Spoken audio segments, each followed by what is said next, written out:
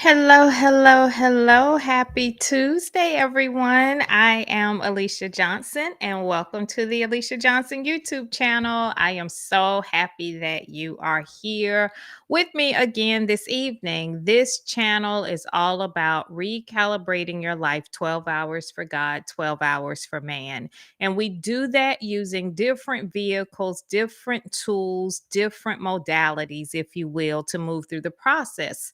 And tonight we are continuing on with our journaling work. And if you have joined us for any of the previous days, then you know that we are moving through this process. If this is your first time joining us and crossing our path, then welcome, welcome, welcome. I am so glad that you have found us. And feel free to check out the wall, to check out the previous recordings, and to see what we're all about. So, welcome, and let's dive right on in. We are now at day 22 of the forgiveness work. And tonight we are forgiving ourselves for being too serious. Assignment: reread your dedication so that you will remain pinpoint accurate in your journaling focus. How many times have you taken too many things to heart? Why? Looking at everything from one perspective leaves you out of balance and miserable to be around. Benefit: being lighthearted and joyous allows you to find the humor in almost everything. Day 22: forgiving yourself for being too serious. Today's work, today's assignment is one that I really had to work through. It's one of these assignments that you really have to find balance with. It's one of these assignments that you really have to do a whole lot of soul searching to understand your makeup, to understand who God has created you to be. And when God began to deal with me on forgiving myself for taking myself too seriously, God had to really take me back to that moment in time when I did become too serious about everything. And one of the things that was very fascinating as it relates to this work is because we are taught in the Bible that in order to enter the kingdom of heaven, you must become as a little child. And little children are light-hearted, little children are curious, little children are fun, they're silly, they just love to have fun. And prior to me growing up, prior to me becoming an official adult, I maintained that childlike characteristic. I was lighthearted, I was silly, I was fun. Everything was funny. And everything was just like, hey, we can get through it. But as I began to grow up, as I began to get older, as I began to mature, if you will, one of the things that I heard continually over and over and over again is that you got to start acting like an adult. You got to start acting like a grown person. You got to start acting your age. You got to start, and that's when the light started to go out. That's when everything started to like go dark. And what that meant was is that prior to this, I had a take life as it comes attitude. There was no scenario that crossed my path that couldn't be handled. There wasn't anything that couldn't be dealt with. It was kind of like go with the flow. Just, if it comes to me, I'm sure that we can work it out. And with that being said, I was a little too free for a lot of people. I was a little too nonchalant for a lot of people. I scared people. I scared people. I made people nervous.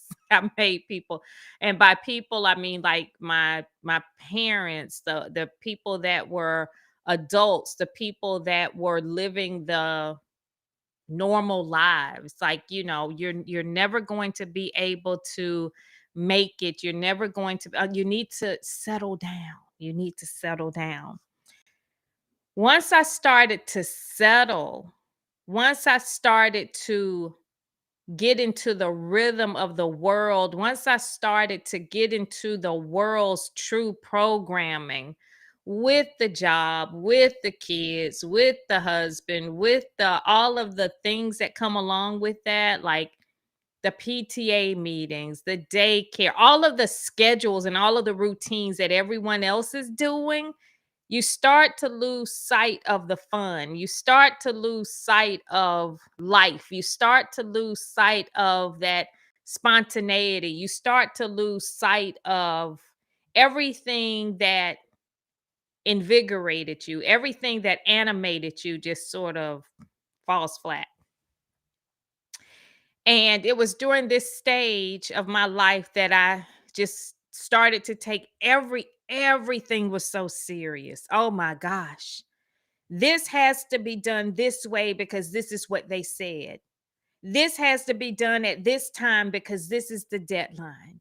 This has to be done at this time because this is what the school requires. This has to be done at this time because this is what my boss says. This has to, oh, it was awful.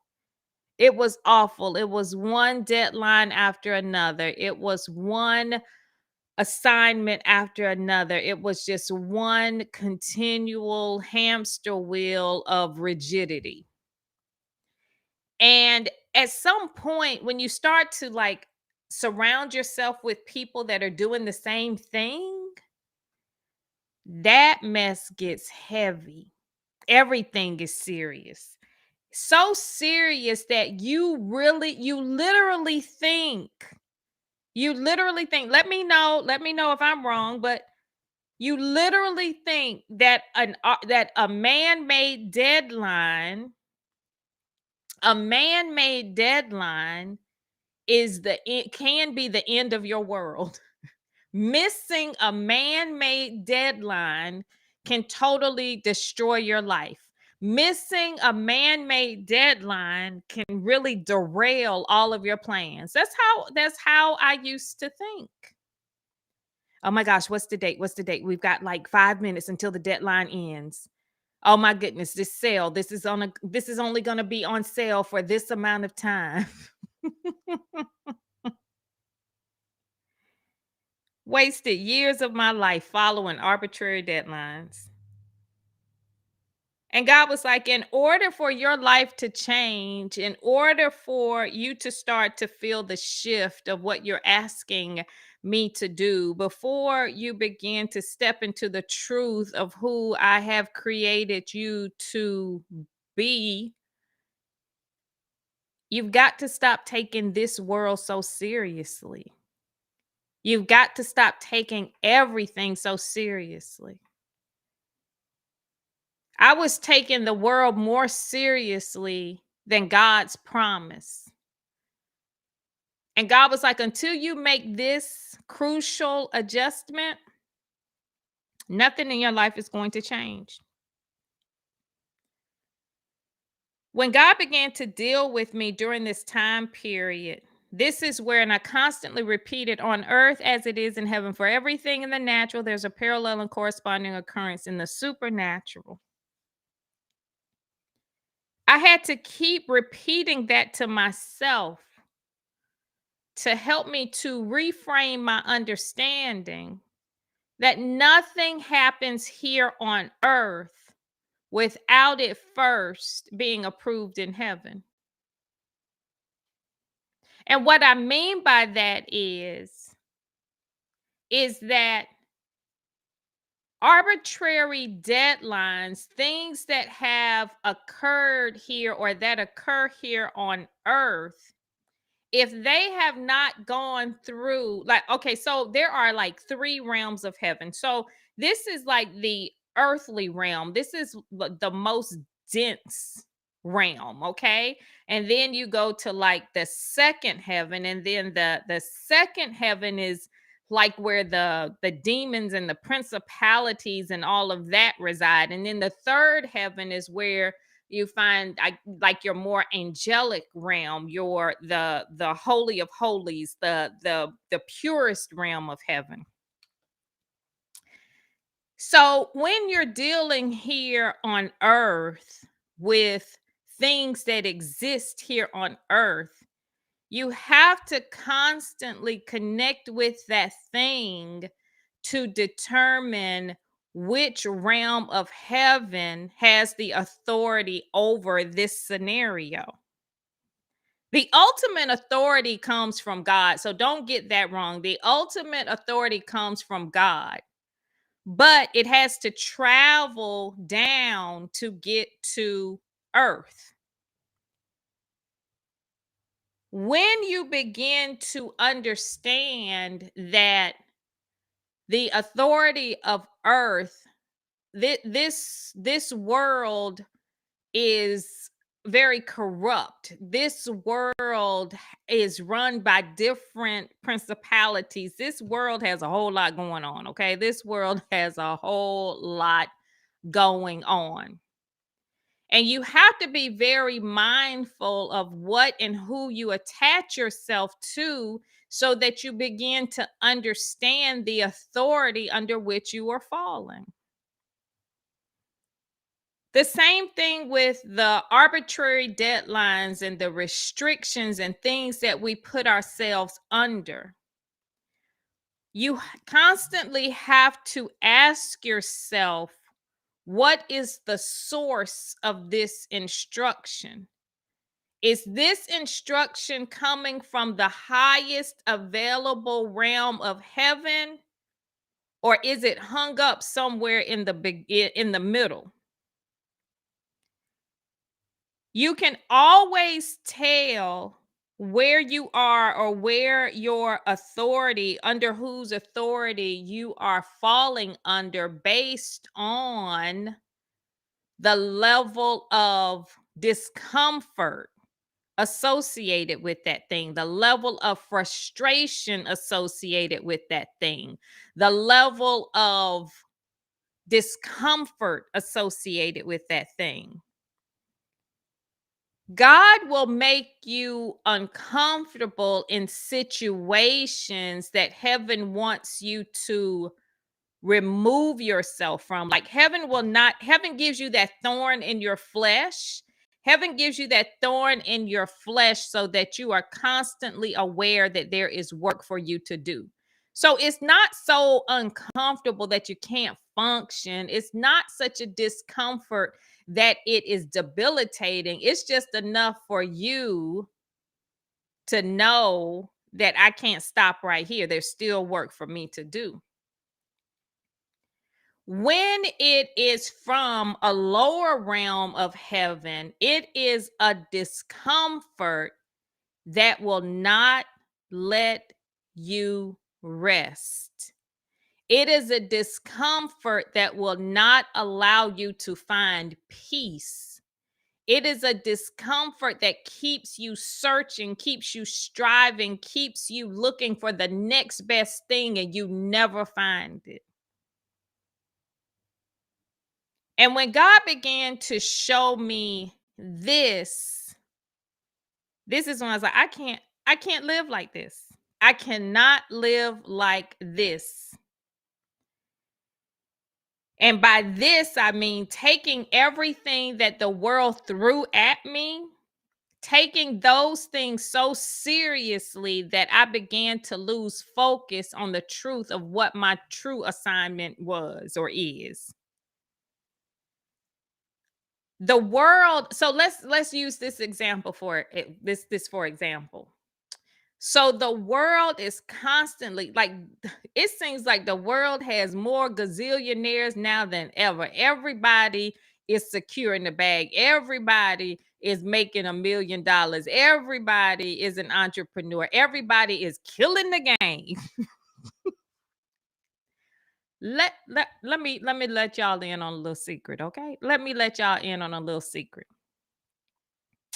The age where I'm in my 50s, right? I'm in my 50s, and I've learned a few things about money and budgeting and counting the cost and understanding what my kingdom requires. Let Alicia Johnson let Alicia Johnson make a couple of $1 million in 1 year. and I'm gone. I'm out of here so fast. I'm out. You know what? We can make this work. We can make this work. Because I'm not going to go out here and buy a 40,000 square foot estate. I ain't retiring nobody. I ain't buying no private jet. I don't need no Bentley. I don't need no Maserati. I don't need none of that. Let Alicia Johnson clear $2 million, and we will just have to do the work in some different ways. Okay. I'm just letting y'all know. I'm letting y'all know. I would still do the work, but the work would look real different. It would look real different. See, I'm a little confused. I'm a little confused because people are taking this thing way too seriously. Securing the bag at what cost?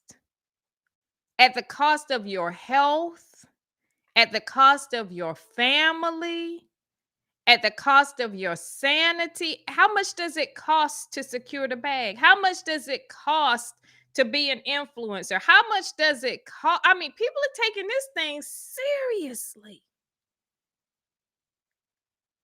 losing sleep over it, losing relationships. It's not that serious, y'all. It's not that serious. When you learn how to enjoy the process, creating the life that heaven wants for you can be one of the most exhilarating times you will ever have. And even with the not so pleasant aspects of it, it's still fun. There are things right now in my life that I'm going through that are not that much fun, but I can still find the humor in it. I still have enough sobriety to know that this is just part of the process. This is not a permanent situation. I know that this is not going to overwhelm me. I know that this is not going to allow me or force me to lose sleep. I know it's not going to compromise any of my relationships because I'm not taking it that seriously. What in your life, or have you taken in your life so seriously that it has damaged you spiritually, mentally, or physically? I used to take things so seriously at one point that it caused me to have a breakdown. I literally had a breakdown. And I made a promise to God in heaven: God, you get me through this one right here. You get me through this one. You ain't never, ever, ever, ever got to worry about Alicia Johnson again. Never. Mm-mm. There isn't anything on this planet that I take so seriously enough that it's going to break me. There's no financial situation. There's no relationship situation. There's no health situation. Look, if God has allowed it, I'm a part of the process. God is the ultimate controller of everything. This is God's thing. I'm just going to sit back and watch it unfold. Taking things too seriously, you have the tendency to believe that you can do something to change the outcome, that you can do something to influence other people, that you can do something to control other people, to control their decisions. That's exhausting. Literally exhausting. This is why I constantly teach there's a part for me to do, there's a part for God to do, and there's a part for others to do. I do not cross those lines. I do not try to do your part. I do not try to do God's part. Once you get clear on what your part is, then you will understand that there is more than enough for you to do without inserting yourself in everybody else's part. See, we get frustrated. We take it too seriously when we start to move. This is when God had to humble me real good. Because when you start to move and you start to do the things that God has told you to do, like when that light bulb comes on and you decide that, you know what, I got to do this right now. My life depends on it. This is my future. This is my calling. And so you want to jump on that thing, right? And God has shown you the key players. God has shown you that there are people that need to take this journey with you. God has shown you that you cannot do this by yourself. God has shown you that there are other contributors to this process. But see, because we are taking this work so seriously that we get frustrated because we want to do our part, and then we want them to do their part. We want to do their part, and then we even kind of want to do God's part because things aren't moving fast enough. So what I'm about to share with you helped me, so maybe it'll help you. When I was frustrated like this, so one of the areas that I was frustrated in was like when God started to work with me with my marriage. Like there was a part that I had to do in my marriage, and so I was doing that, and God was showing me all of the things that I had to do. And then when I started to do my part, I wanted my husband to like go ahead and jump in there and do his part, but he was not doing his part. He was like dragging his feet. I mean, he got worse. I was like, dang, what is going on? So I started to get frustrated. Oh, this isn't working. This is ridiculous. Maybe I should just go ahead and file for divorce. This is never going to turn out right.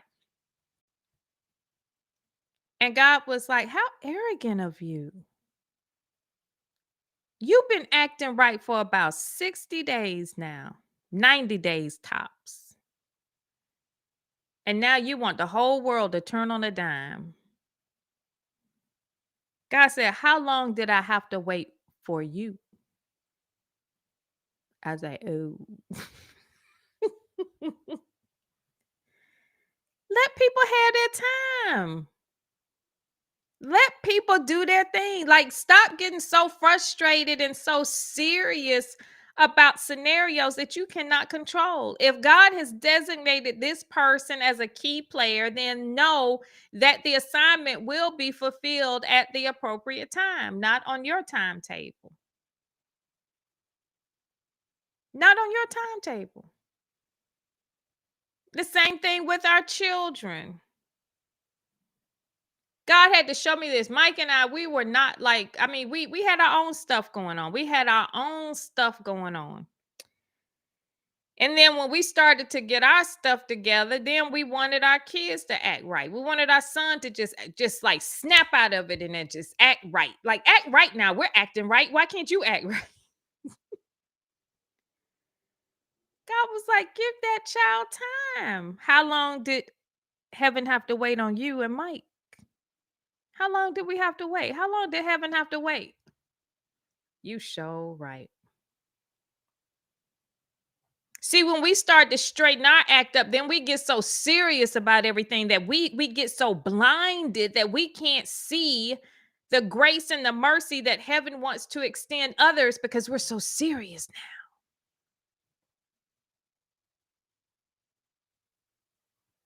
Churches have conditioned us to believe that there is a certain way to do things. And if you do not do these things, there's going to be hellfire and damnation. There will be a price to pay.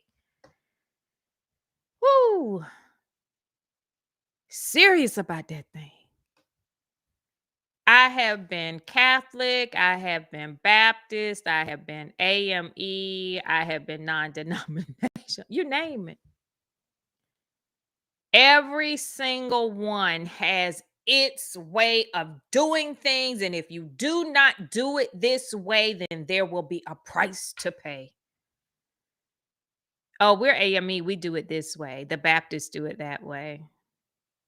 Oh, we're Episcopalian. We do it this way. The Catholics do it this way. Like, okay, it's so close. Can't we just kind of get together and work it out? And this is where people get so confused because those lines are so rigid.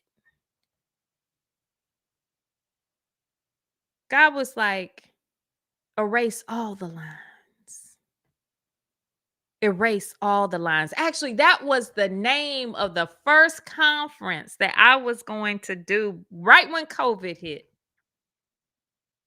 Right when COVID hit, it was called Erase the Lines. When you begin to erase the lines, you have to remove that sense of seriousness because you don't know where the lines of demarcation are. You have no idea. You got to work together. You got to work together because you don't know where the lines are. See, the world will say that you can only go this far and no further. If you go beyond this, then you're just going to crash and burn. The world says if you don't do X, Y, and Z, and if you don't follow this model, and if you don't show up in this certain way, then it's never going to work out for you. And when you start to take all of these things so seriously,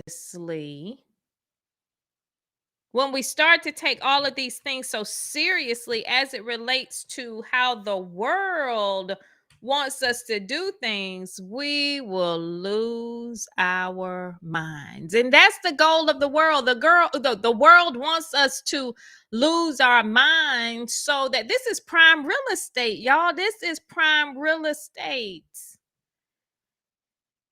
If the world can control your thought process, if the world can control the direction that you move, if the world can keep you as serious as possible, ooh, the world has another one.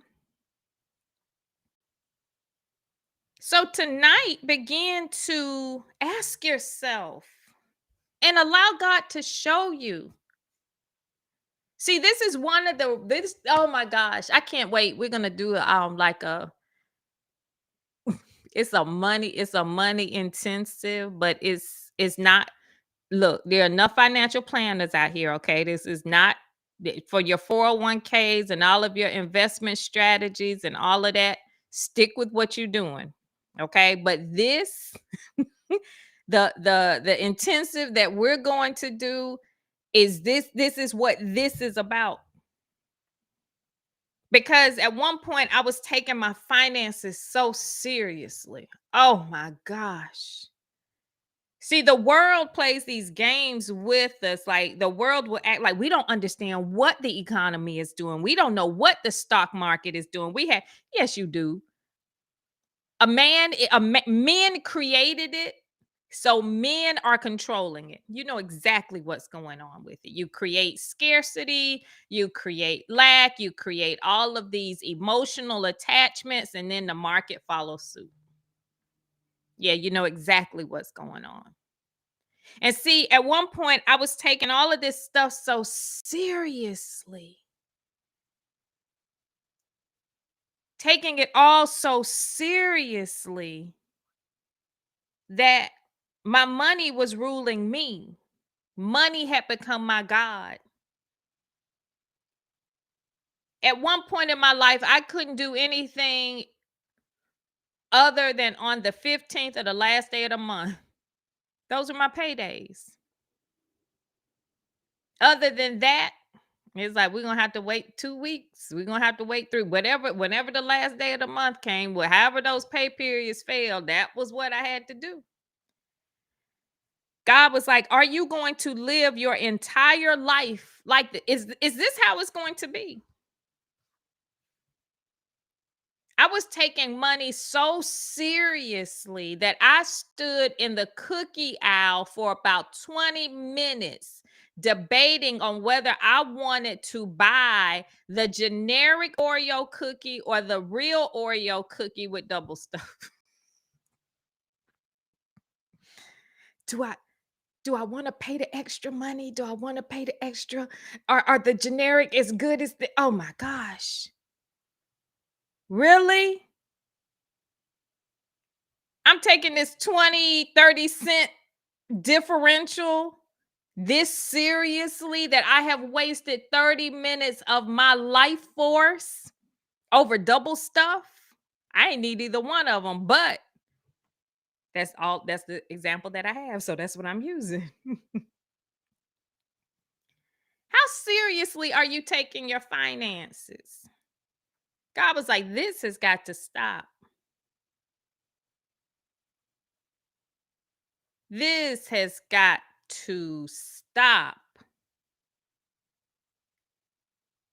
God was like, I am a God of provision. Let's start working with that. Provision will take you much further than hard, cold cash ever will. Hard, cold cash has its place in the world's in the world's economy.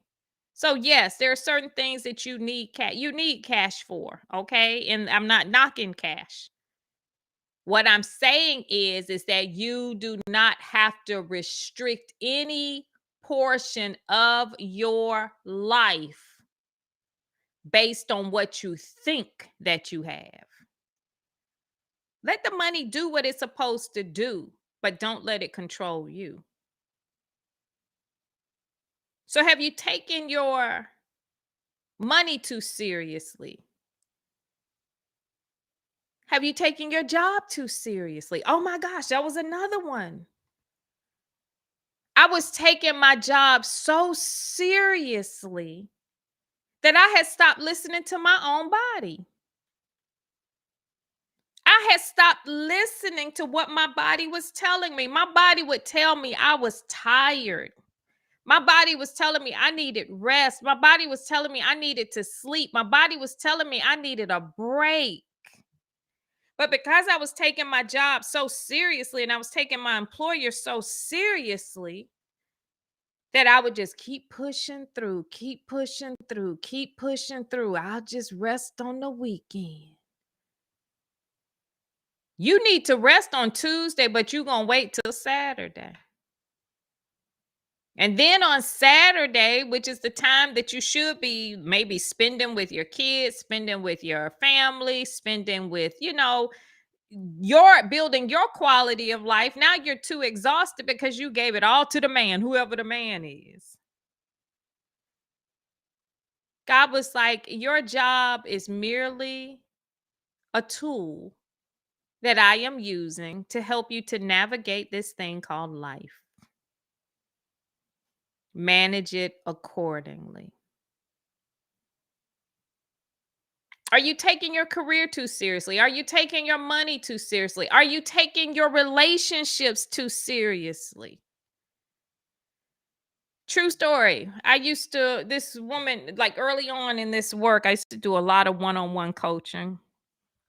And I'll never forget this woman. She reached out to me.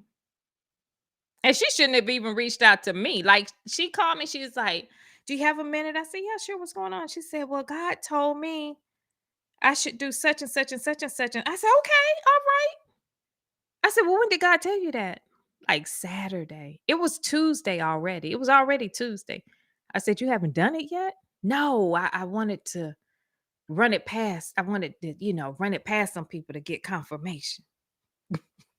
I'm like, what? Like, you shouldn't have even stopped by here. Like, you should have just been calling me to say what God did after you did it. But she had one more stop.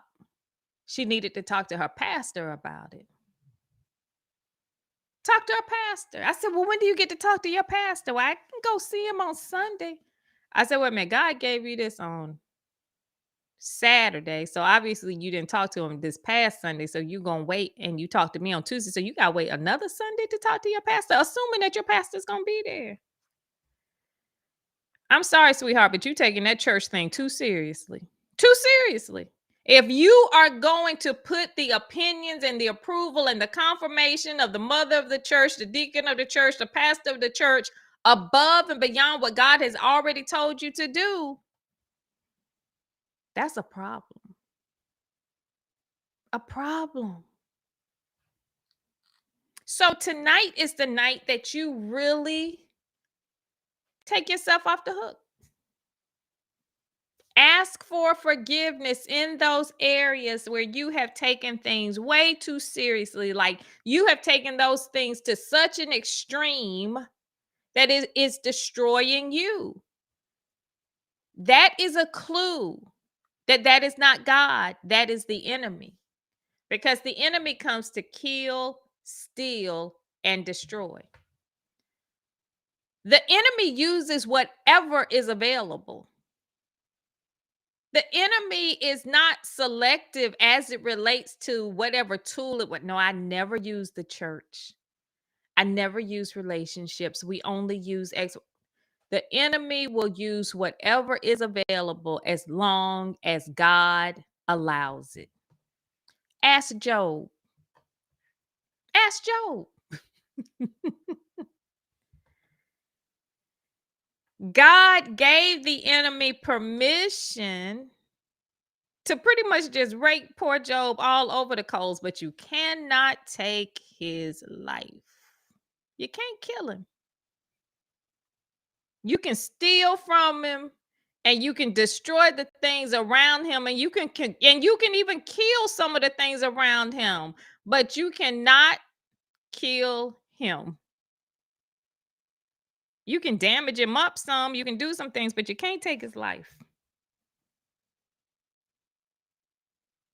So don't think that anything is off limits with the enemy. So those things that you are taking so seriously at this point in your life,